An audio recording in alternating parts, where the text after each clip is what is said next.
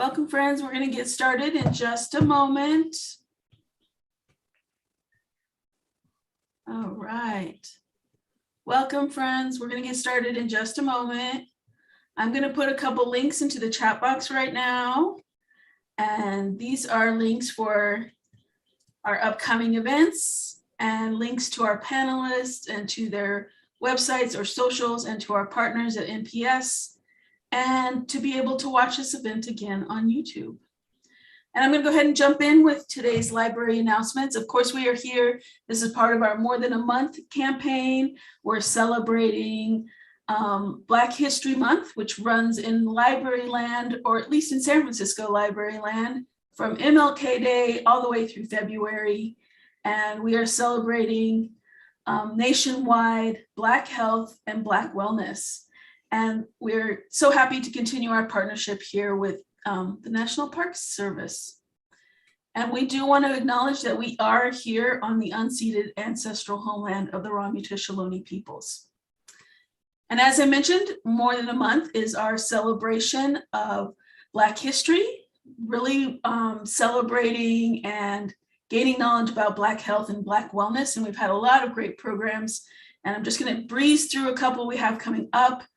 Are On the Same Page, which is San Francisco Public Library's bi-monthly read, going strong at 17 years now. We encourage all of San Francisco to read the same book, and we're celebrating Jessamine Stanley and her book, Yoke, about her yoga journey. She's an amazing human. You can join me on Valentine's Day, and we'll be talking about the book. And then she will be in conversation with Tamika Caston-Miller on the 22nd. So come check that out. And the amazing Dennis Phillips, who is an activist and can be seen in Netflix Crip Camp, is leading meditation in our African American Center every Wednesday throughout February. And we will be having a recording of that pop up on YouTube soon. And he's just quite a soul. So check it out. Later on today, we have author Efatayu Ujulade, who has an essay in Making Black Lives Matter, but she's going to be talking about African spirits, in particular, the Orisha and healing. So come check that out, 2 o'clock today. Next Sunday, live in person, we're gathering at the African American Center, 3rd floor, main library, and we'll be doing some art and some craft and some meditation and healing while doing craft, zoning out on the craft. So we have San Francisco artist Ramachan Oristers, and he's going to be teaching us crochet jam. And of course, none of this is possible without our friends of the San Francisco Public Library, who help us support and pay for everything we do. So give them all the love, join get a membership if you'd like. Help support all that we do at our library. All right, I'm so excited to have this panel together. And I've worked with a few of these people before, and I know how amazing they are, so we are in for such a treat. So today's panel explores the relationship between Native American activists and other organizing groups, activist groups such as the Black Panthers and the Brown Berets, who are also fighting for civil rights in their own communities, particularly during the era of the late 60s. On our panel today is Urban Res Life, Eloy Martinez, and Tarika Lewis. And it's going to be moderated by Ranger Fatima, who is from NPS. And we love our partnership with NPS. We like to say they're our soulmates of the natural world. Urban Res Life is an artist, storyteller, and writer. She is an enrolled member of the Caddo Nation and is also Cheyenne Arapaho. Born and raised in San Francisco, she was on Alcatraz as a child with her mother, sisters, and aunt.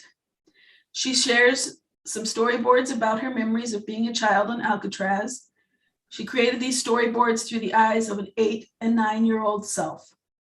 Each storyboard highlights a childhood memory, and to this day, Urban Res Life continues to share stories of the occupation of Alcatraz and continues to do art that is of an activist nature.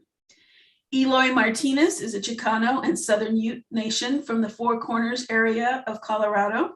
He's an activist and leader. He did not like what was happening on the reservations in Colorado, such as poor conditions, discrimination, police brutality, and more. So he broke this cycle by coming to California, where he enrolled in a leadership training program and started getting involved with Native communities. And this is how he met Richard Oakes, who recruited him to join the Alcatraz Occupation. And Tarika Lewis, who's often been described as a Renaissance woman, visual artist, jazz violinist, teacher, and genealogist. Lewis graduated from Cal State East Bay with an academy and the Academy in Art in San Francisco. Her artwork focuses on African culture, musicians, Black families, and her experience in the Black Panther Party for self-defense. And with that, I am going to go ahead and turn it over to Fatima and our amazing panelists. And Eloy hopefully will be joining us soon. All right, thank you so much. We're so excited to be here with you all. My name is Fatima Colindres, and I am a park ranger with the Golden Gate National Recreation Area. So before we get started, a little bit about myself. I have been with the National Park Service for the last 23 years. I started out as an intern, and I did that for 2 years. And then I became a park ranger in 2000, and I've been a park ranger with the Crissy Field area ever since. But I'm not just at Crissy Field. My job is with the community outreach team. And so I get to work with all the sites of Golden Gate National Recreation Area, including Alcatraz, and that's why I'm here with you all today. And my job is to bring the people to the parks and the parks to the people. So I'm super excited to be here with Eloy, Tarika, and Urban Res Life so that they can share their stories about the occupation of Alcatraz and how the Black Panthers inspired the occupiers of Alcatraz. And I'm so happy that Eloy has joined us now. So we are all here. So let's get started with our PowerPoint. I would like to start off with a land acknowledgement because, you know, we are on Ramaytush Ohlone land. The Presidio, Crissy Field, and other sites of the Golden Gate National Recreation Area within the city of San Francisco lie in the ancestral homeland of the Ramaytush Ohlone, the original caretakers of this land. The Ramaytush lived in harmony with this special place for thousands of years, managing its natural bounty of food, for food, medicine, and other resources. We pay our respect to Indigenous elders past, present, and future, and we aspire to uphold our responsibility to steward this land as the Ramaytush have done for centuries. And in that spirit, we are here with you all today because, you know, this is the story of the Indigenous people and the communities in this Bay Area that we all share and live in. And so in the spirit of continuing to move forward in unity, in community unity, I'm so happy to get us started today with this story. So next slide, please. All right, so to get us started in the story of how community came together back in the late 60s, I would love to have Tarika Lewis start telling us who were the Black Panthers, what did they stand for, who was this party? Well, thank you so much for inviting me, Fatima. And I want to thank the whole staff and our panelists, and especially our ancestors who were already on this land and who came to this land and who continued to build relationships and families and present custodians of this beautiful landscape that we live in here in the Bay Area. I am a descendant of two California pioneering families and who came out to California very, very early, and like in the 1840s when they came to the Bay Area. I witnessed the growth of a Black downtown in West Oakland that there were probably over 2,500 African-American businesses and landowners, actually more landowners in the Bay in that particular location. My father, John Henry Lewis, was a light heavyweight champion of the world. He had a boxing gym in West Oakland. And I'm bringing this up because we know a little bit of the Black Panther Party and a 10-point program, but the question is, why was it even necessary? And where I grew up, that whole economic base, that whole downtown, the loss of property, the loss of homes was dismantled in the early 1950s, late 40s, with the building of the 880 freeway, the 440, freeway 24, the post office, and BART, which went underground, then came back up in West Oakland and went back underground. It made no sense. And so that whole downtown was destroyed. So along with this land grab in West Oakland was the hiring of police from Alabama, Mississippi, and Arkansas who did not share in the same communities in West Oakland. And so we began to witness police brutality. And these occurrences, the heightened police brutality and abuse that was going on with the loss, coupled with the loss of land and property and businesses, led to people organizing, and which led to the formation of the Black Panther Party for self-defense. And so we have this 10-point program. We want freedom. We want a full and complete freedom. We want full employment for our people. We want an end to the robbery by the capitalists of our Black community. We want decent housing fit for the shelter of human beings. We want an education for our people that exposes the true nature of this decadent American society. We want education that teaches our true history and role in the present day society. We want an immediate end to police brutality and murder of Black people. We want freedom for all Black men held in federal, state, and county and city prisons and jail. Number 9, we want all Black people, when brought to trial, to be tried in a court by a jury of their peer group. Number 10, we want land, bread, housing, education, clothing, justice, and peace. And I want you to ask yourself, were these programs and these demands radical? So radical to want peace, so radical to want employment, so radical to want housing, to have food. And ask yourself, why was it even necessary for the Black Panther Party to exist? And what caused everybody to start organizing? The Black Panther Party was not contained within the Black community. We inspired other programs to exist.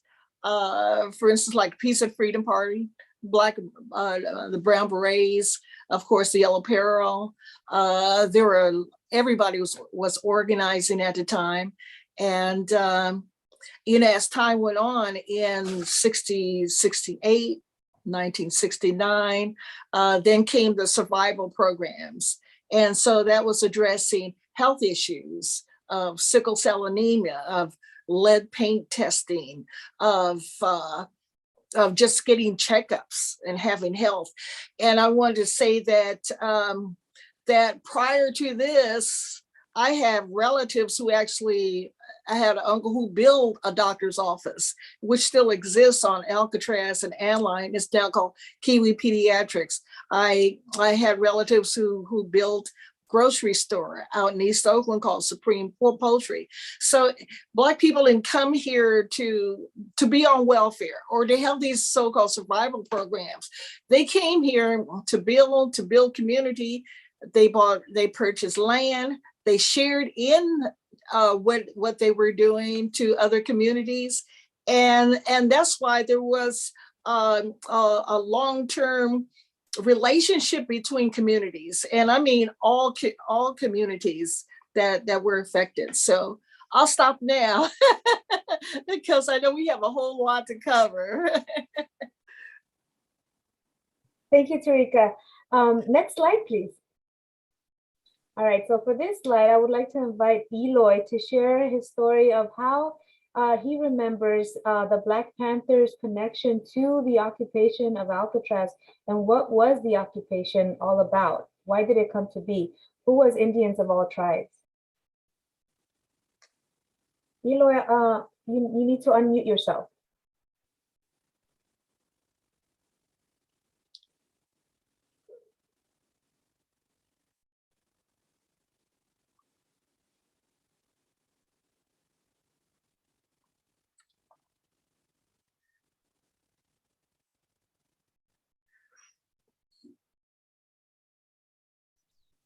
It always happens, the unmuting.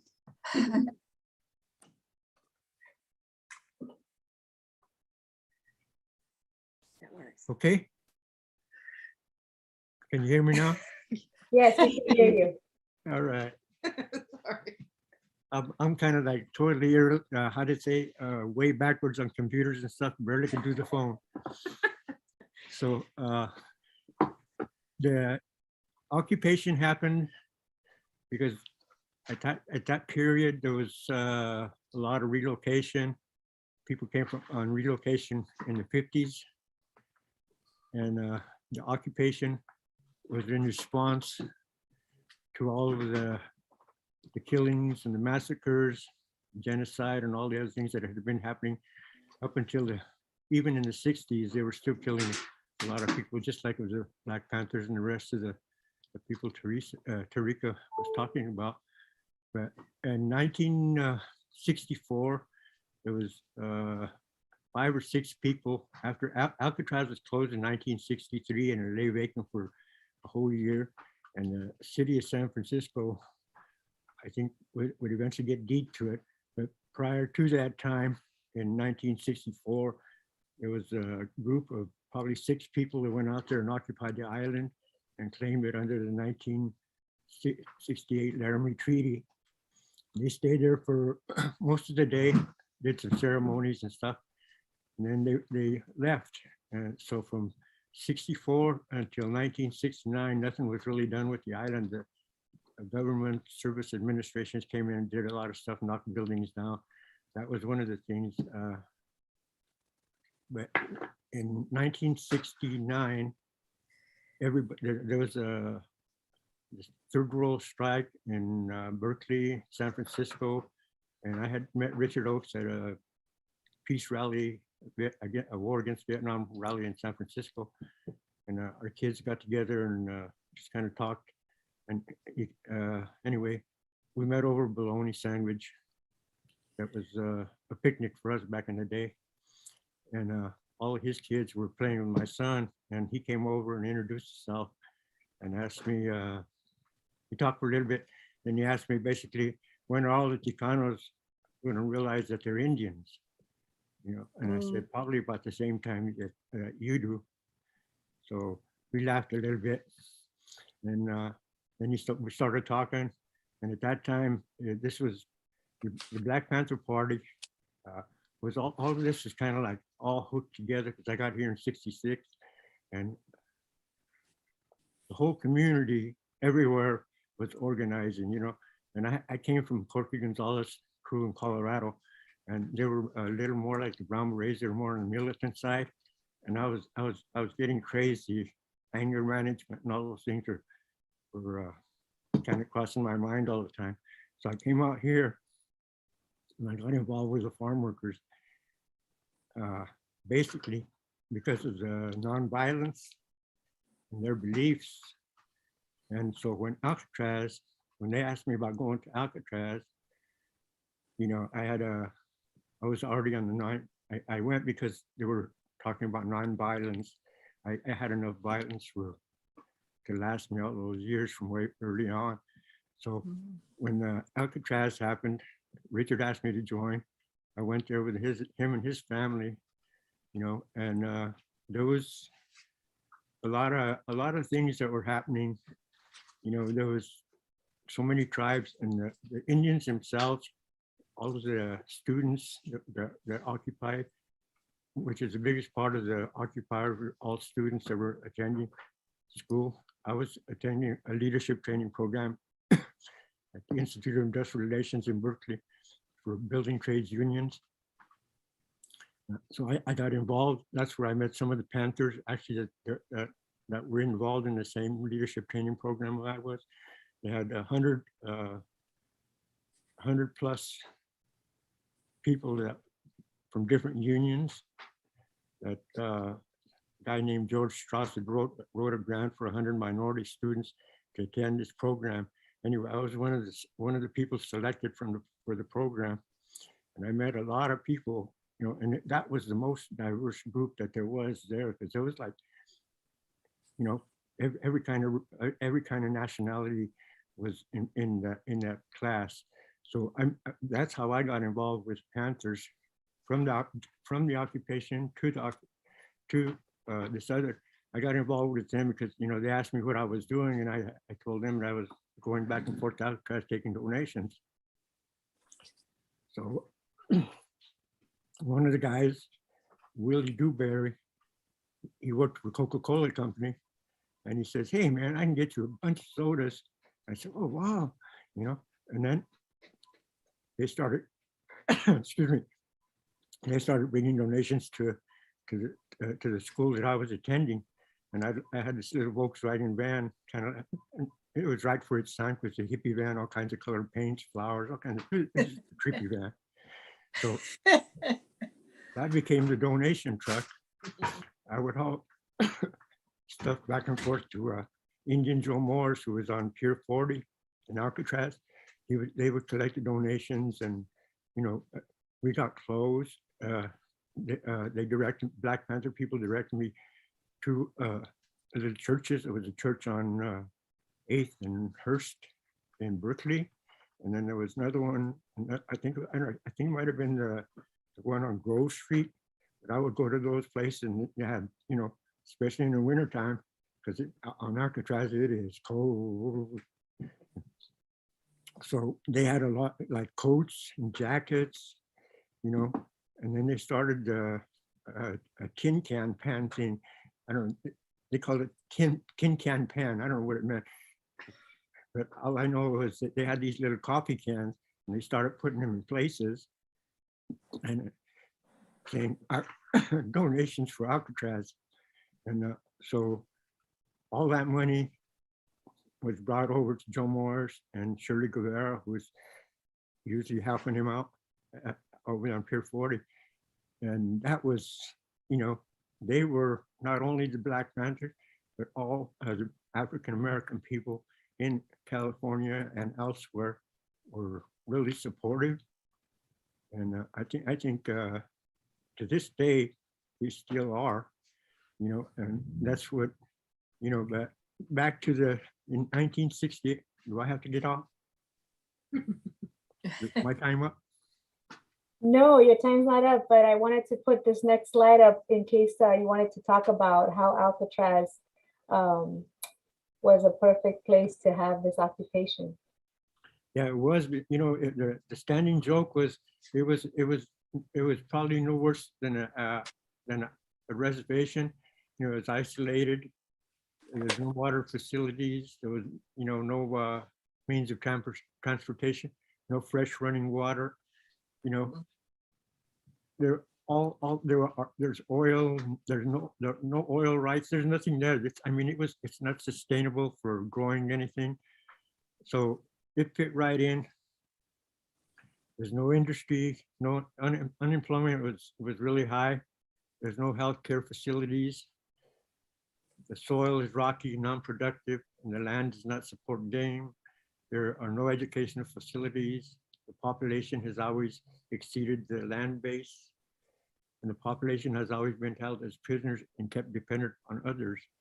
The early history of Indians incarcerated on Alcatraz goes way back to the Spanish forts and all that. But even the Hopis were jailed there. 19 Hopis were jailed there for over a year for refusing to turn their kids over to the federal government. And they were brought here, you know, and they were there for a little over a year. And just recently, we finally found out all their names. So now that we have names for them. But, you know, it would just, you know, it would just be, you know, the history of Alcatraz is such, and it always been, a prison, a place of a really, really bad place to be. But for us, it was a symbol. And that symbol, like Richard Oakes said, it was an idea. It's not just an island, it's an idea. And that idea today is still alive, because of that occupation, because of the bravery, all the original people that went out there and all the people that followed. There's probably, I don't know, I can't imagine how many, there was at least 30,000 people that went out there during the occupation, because for the first Thanksgiving we had out there, there was over 1,000 people. They shared the dances, their stories, and just to be there on that day was, to me, really important, because you saw everybody and you say, wow, I didn't realize there was that many Indians around. And just to see them and talking and laughing and not being censored was such a great thing. And that's one of the reasons that, I kind of stuck it out on Alcatraz for so long, because I still think we need a museum and we need other things done there, So I'm grateful for the Black Panthers, because, they set a lot of programs. They set food programs. They set a lot of things in motion. We had started a Chicano Indian school in 1968, based on their principles of educating, not incarceration, but educating people, and that school was pretty popular, and it was on a Martin Luther King campus in Berkeley. So some of those things that happened just came about by being in the right place at the right time. But I'm sure grateful for Tarika, all the Black Panthers, and all the true leaders, Cesar Chavez, everybody that was all involved. There's so many leaders, Chris's family was all involved in there. They provided financial support, security, food, inspiration to come together to protect, provide, and educate, and it's still ongoing. It hasn't quit. Got Chris Longoria, I call her the youngster, because she was one of the young people on Alcatraz. She's carrying on. There's so many others that are still carrying on, and the torch for social justice is, to me, was lit for Native Americans and Red Power. When Richard Oakes jumped into the water, that's when the torch, Red Power, was lit. So Thank you so much, Eloy, for sharing your story. I would like to give Urban Res Life an opportunity to share her story and her connection to the Black Panthers, and how the Black Panthers inspired her as a young person, and how she experienced the occupation of Alcatraz. Next slide, please. Hi, my name is Urban Res Life. First, I'd like to acknowledge the Ohlone people whose territory that I occupy. I want to thank you all for being here. Tarika, Uncle Eloy, Fatima, Anissa, thank you so much for bringing this program to the community, so the community can learn about these stories that we all have. I myself was a child of Alcatraz. When I say I was a child, my mother and my tia took us kids there when we were younger, and we would go on and off the island, stay for quite a while, then a week or so, leave, back and forth during the entire occupation. This picture that we show right here, and what we were talking about, is community, and how our communities have come together, and what I have learned. First, I have to start off with what I learned from the Black Panthers that will stay with me forever is going to a meeting, to Black Panthers meeting. We lived in Sunnydale projects, and my mom and my aunt and my uncle, Tarika, you may know him, his name is Roberto Vargas. We were very involved in every aspect. So when Alcatraz started, I was really happy because I was taught at a Black Panthers meeting, they would always say it loud, I'm Black and I'm proud. And I'd be a little Indian girl, and a young brother came up to me and said, no, sister, little sister, you're red. And then I found, oh man, I'm red. And I was like, say it loud, I'm red and I'm proud. So whenever I go up to Alcatraz, when I went to Alcatraz, that was the first time that I seen so many Indians like myself. So coming together as a community has been amazing, but not only that was the start of my remembrance. And to this day, I am still involved with these people. That it's just amazing that something that was planted so little in my little brain is still here with me. But when I look at this picture right here, because we're talking about community and community involvement, this picture right here is how the community, one way that the community comes together. This is on Alcatraz. We have 2 sunrise ceremonies a year, one on Thanksgiving Day, and then one on Indigenous Peoples Day. And this picture right here represents all the different people from all over the world that will come and that are part of this celebration. You have every ethnic group comes, and they come as supporters. You have the dancers who are dancing this ceremony, which I kind of get a little frustrated because people leave and they don't realize that the part of the ceremony to the sun and to our world is these dancers there. So everybody is still coming together throughout our community and supporting each other. When I was younger and living on Alcatraz and going back and forth, and then after Alcatraz, we were always around the Black Panthers, especially with my Tio Roberto. So I was very familiar, more familiar with them than any other organization when we got to Alcatraz as a child. But it was so beautiful how, me thinking about it now, how all these people that were so young, you know, you're talking about, my mom had me when she was 15, so she was like about 21 or so, but you had people that were 19, 20, 22, they're just doing all these great things. But they gave us so much support as far as helping us get supplies, showing solidarity all the way around, because this wasn't the only thing going on in 1969 in Alcatraz. You had the protests going on at San Francisco State, which that's what my uncle was involved in at the time. You also had the students at Stanford who were fighting the mascot. At that time, it was an Indian chief, and they were fighting it, and they end up being successful back in 1969 and making it the tree that it is now. But then afterwards, it's after Alcatraz was completed, all these people were still part of a movement that they still supported each other to different things that were going on.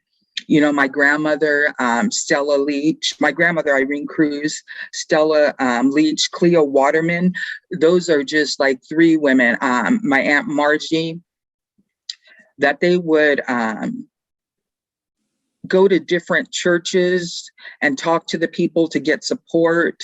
And that started with Alcatraz, but they end up having like a group of people at all these different churches all over San Francisco that if anybody needed anything, they would go and they would talk to their friends at the church or different organizations and then get what was ever needed at that time and then take it to the community. So that was something that I was taught at a very early age by these people, was to stand in solidarity and help each other, because that was the only way that we were going to move forward.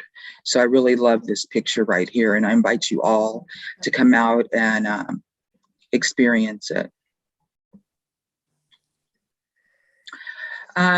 Next, I'd like to talk about, I do this for my elders. I myself am now an elder, but I have the elders at, Uncle Eloy, Tarika, Dr. Warjack, that I have been around a lot of my life. I wasn't around Dr. Warjack a lot because she lived in another state, but there's other different organizations around here where I've learned from my elders. And these two elders in the picture are people that I've learned from and that make me want to continue to share the story of Alcatraz and to always be there to be in solidarity with other organizations that are needed.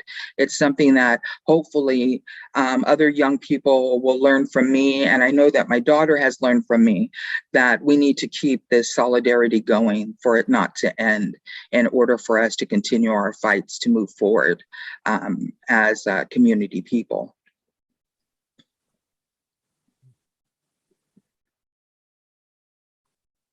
And that's me on my favorite part of Alcatraz. I was lucky to be able to help restore that Red Power sign, but that whole area down there just reminds me of my childhood of just sitting there and watch all the people come off the boats and wondering what they were thinking they were getting into and what was I doing there and just trying to figure it out. And to this day, it's one of my favorite places to sit and to find peace within myself, because I do consider Alcatraz my urban res, my res, because my family were removed from their land and placed into boarding schools, and that was taken from us. So I continue to tell my stories because I refuse to let the government take anything else from my family. They took our language. They took my grandmother and her brother's hair. They took our culture.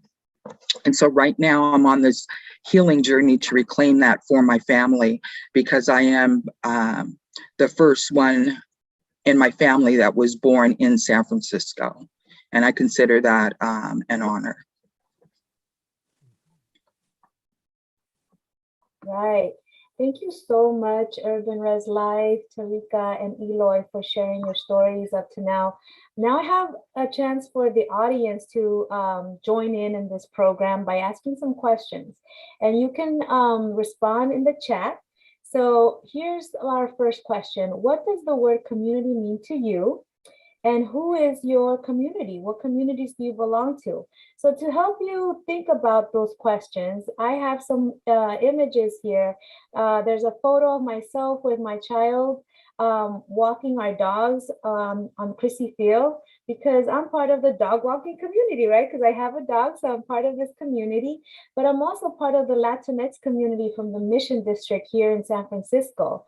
And so I have two images here, one of Mission Dolores, and one of Day of the Dead at Mission Dolores.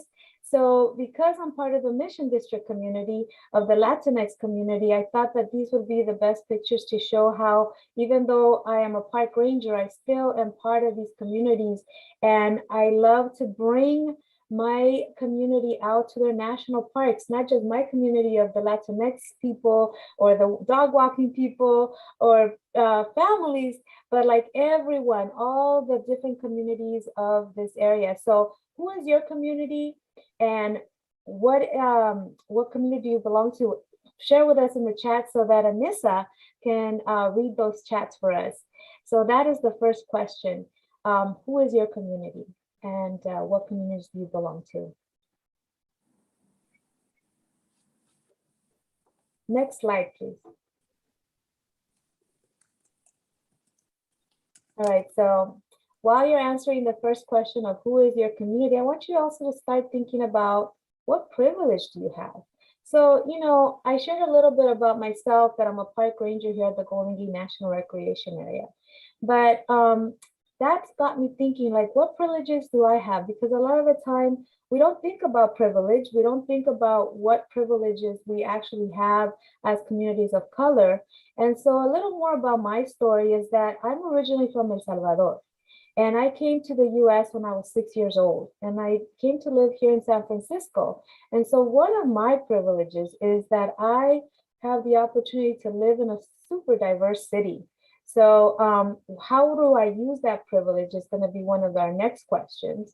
And for me, as a park ranger, as part of the community outreach team, I use my privilege to bring people to the park. And I mentioned that when I first introduced myself. You know, as a young person, I didn't know that there were so many opportunities available for us here in the Bay Area. As an immigrant, I didn't know about the different organizations that offer these programs to be able to explore the outdoors. And so for me, today's program of community unity is super important because the programs that I did partake in as an immigrant were programs that were established or influenced or inspired by the Black Panthers. So one of those programs that existed when I was a young person here in San Francisco was legal aid, free legal aid a la raza. I went there when I wanted to become legalized because I was an illegal immigrant for many, many years. And so once I became a US citizen, I have had the opportunity with this new privilege of being a US citizen to be able to become a park ranger. And as an outreach park ranger, I was able to live here in a national park setting. And with that privilege, I was able to raise a family in a place that I didn't even know existed as a child. So I want you to think about that. So some of you have already started sharing in the chat. What is your community? So maybe Anissa can share what's in the chat so far. I definitely can. Let's see, we have community, we have library community, tenderloin community, the hip hop community, and the queer community. Beautiful. Thank you so much for sharing. So now I would like to invite you all to share what privilege do you have being part of that community. I've given you some of my own examples of how, what privileges I have identified in my own self and how I am, starting to use that privilege. So share in the chat and let's continue. Yeah, I'm gonna share what Tarika said really quickly. Tarika belongs to many communities: African American communities, BPP alumni, Asian Black unity, homies empowerment, jazz musicians, visual artists, muralists, music education, Oakland Spirit Orchestra, genealogy community, still serving people, communities of all ages.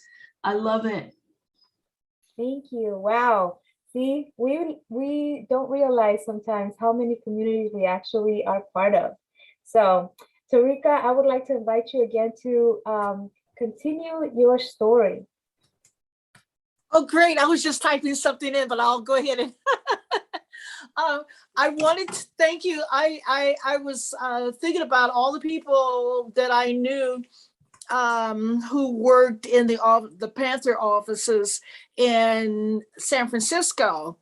At the time, we had offices that we set up in Berkeley and in West Oakland. And then, of course, it spread to San Francisco.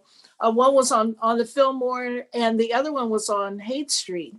And this is where we had our newspaper distribution, and people could come in, and we had people going out to find community stories of what was happening in the community and share them in the newspapers. So the newspapers played a key role in disseminating information, not only what was happening locally, but nationally and internationally. So many of those stories of what was going on at Alcatraz, became a part of those news feeds. I have to mention Sam Napier, and probably George Murray was instrumental in, he was a professor of English at San Francisco State, which started that strike there. Dexter Woods, Benny Stewart, Buzzy. These are just some of the young men who were working in the Fillmore office at the time. Over in Oakland, prior to the San Francisco offices, we were able to, we asked the managers at Safeway store in Berkeley for food that they were, that had reached the expiration date and they were going to throw it away. And we asked them, could we have it? and we were going to, start feeding the kids in the neighborhood. And this was actually before the Panther leadership got a hold of it, and and they told us to get out of there. And then we came back with a list of demands, and so we threw up a picket line. And pretty soon, the people in the community supported the picket line, and they took it over. And the managers were then begging us, please take this food. And so by that time, the leadership of the Panther Party got involved, and the list grew of our demands. And so we asked that they hire people in the community. So we actually forced integration of the staffing at Safeway stores. And of course it grew to the Safeway over on 27th Street, other grocery stores. And so at the end of it, it became a win-win situation and a partnership with Safeway. We were able to get food for our programs, feed our kids. And then of course, by that time, 68, 69, the survival programs started to grow. But these were programs that the kids in the neighborhood started. Teenagers, we were still going to high school at the time. And because of that experience, and because of our parents who were involved in healthcare, like who were involved in serving the communities anyway. So it was a natural progression when we entered the Black Panther Party. And mind you, the first recruits were all high school students at Tech, not at the college level. They all came from Tech. And so about time 1968 rolled around, we were in full bloom at that time. That's when we got people who came into the party nationally, and like I said, everybody was organizing at that time. Up a lot of rallies at Berkeley High School's community theater, and a lot of rallies. Peace of Freedom Party. We need more. We need more programs like this to dialogue, because there's so much information about that we're sharing today. It takes more time to really give justice to the history of that time, because so many people lost their lives. So many people are still locked up, and people who were participating in those programs, we're still working in the communities. And I'm in my 70s now and still working. I'm a jazz violinist as well. And one of the programs that I know Elroy from is the Bobby Young Project. And we were a blues band. We play blues and jazz, and we have done fundraisers like at least once or twice every year in San Francisco, at Ames office in Oakland. I think the last one we did was at the Yerba Buena Center. And I have been on the island for the Unthanksgiving. Last year year before I totally missed the boat. But the Alcatraz, when that happened, it was so symbolic. And a liberation of the land, and more people taking a stand. And so many people were involved. Vietnam demonstrations, what a Renaissance period of change in not only the Bay Area. The Bay Area is so unique. You're not going to find this anywhere else in the country. What happened here in the Bay Area, and it was because of the solidarity, because of the unity, because people work together on so many levels. And the media at the time like to paint a different picture of people going out and killing each other, or killing white people in particular, or just killing police. But if you look at the 10-point program and what was actually put into place, it was more like the Constitution. If you go back and look at the Constitution, which by the way came from Native people here anyway. So so that's a whole nother topic and discussion. But what they said and what was actually done here in the community, and to save those communities that had been displaced, land taken, people who were unjustly put into prisons and incarcerated. And then we find out later how the drugs came into the communities, how there were more liquor stores on every corner in the communities, and who was managing the drug trade at the time, and all the private, the whole private prison industrial complex, and that California has more prisons than anywhere else in the world, and who feels that is Black and brown people. And so we had a lot going on, as kids, to take on the world, to take on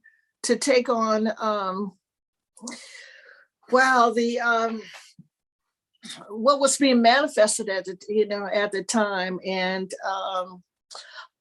I'm just really grateful and blessed that I'm still here to talk about it. And we need to hear more from our elders and take care of our elders. And their stories are absolutely amazing. They're surreal. They're breathtaking. I have to mention Frank Callum, former Panther alumni, who pour libation at the Thanksgiving ceremonies. And he's still around. He's a professor of history, and so he would represent the Black Panther Party at many of those sunrise ceremonies. And I had to mention that. Thank you so much, Tarika. Oh my goodness. I wish we had more time, but we're about to end this program with a last question, which is, how can you use your privilege to inspire new generations? And so for me, I have some images here of myself, how I'm using my privilege. Well, I'm educating myself. And this is why I got this idea of putting this panel together and bringing these stories out to all of you, because there's a lot of misinformation or lack of information. Like, I did not know who the Black Panthers were until recently, believe it or not. As an immigrant, this was not information that was shared with me in school. And so the few times that I saw anything that had to do with Black Panthers as a young person, like some of our panelists already shared, it was only the militant part or the negative part. And so I was scared, because I came from a country that was war-stricken in the 1980s, back in El Salvador. So I was scared of anybody that looked like they were part of the military. And even today, as I wear this uniform as a park ranger, I know that many of the communities that I serve, that I work with, when they first see me walking down the street, they probably think I'm immigration. So I know as an immigrant how a uniform can scare someone. And so I am using my privilege to bring these stories to you all, so that you are not like me, not knowing where our community is, where it came from, who inspired it, how we can help each other.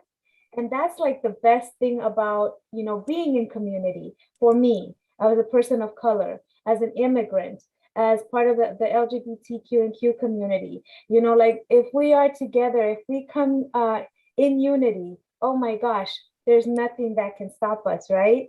Because we don't know, what our power is until we share these stories.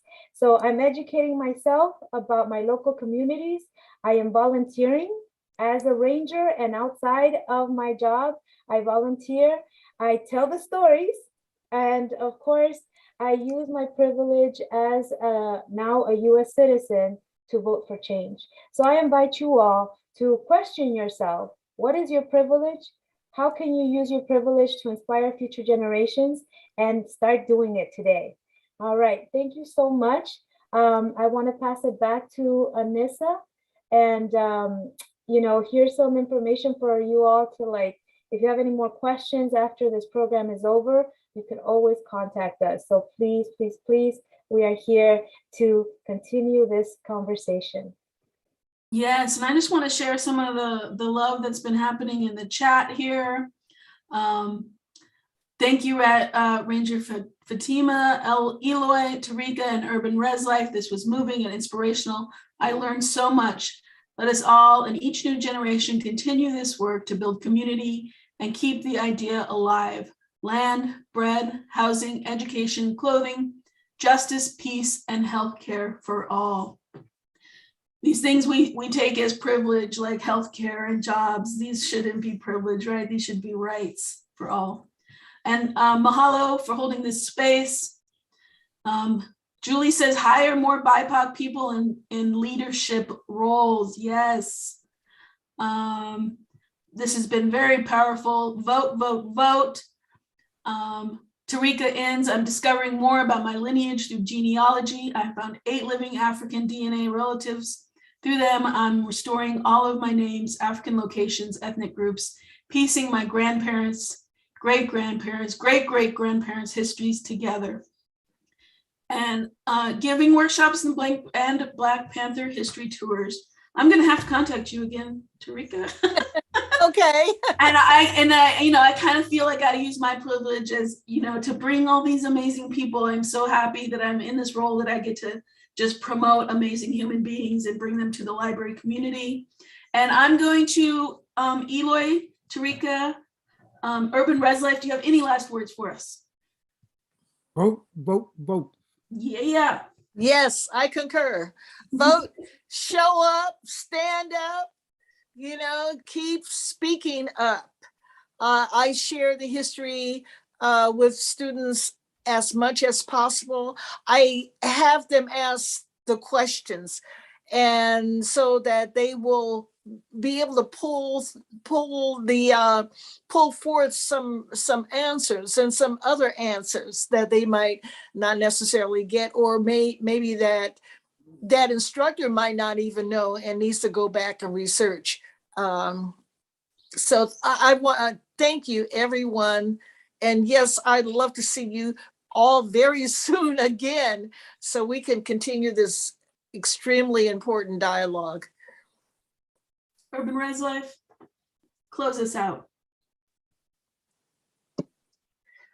Well, we came here in a good way. We shared some stories.